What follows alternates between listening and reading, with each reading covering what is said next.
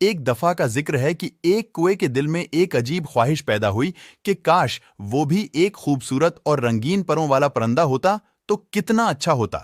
اس خیال کے ہوتے ہی اس نے اڑان بھری اور وہ طوطے کے پاس چلا گیا اور اس سے اپنی خواہش بتائی، تو طوطے نے کچھ سوچ کر اسے مور کے بارے میں بتایا اور اس کی خوبصورتی کی بہت تعریف کی، اور کہا کہ وہ سب سے خوبصورت اور رنگین پرندہ ہے، اس لیے وہ تمہیں زیادہ بہتر مشورہ دے سکتا ہے۔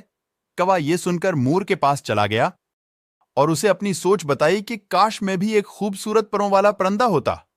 یہ سن کر مور نے کہا کہ تم سب سے خوش قسمت پرندہ ہو جو کہ آزاد ہو اور کبھی پنجرے میں قید نہیں ہوتے ہو، اور ہماری خوبصورتی کی وجہ سے لوگ ہمیں پکڑ کر پنجرے میں قید کرتے ہیں۔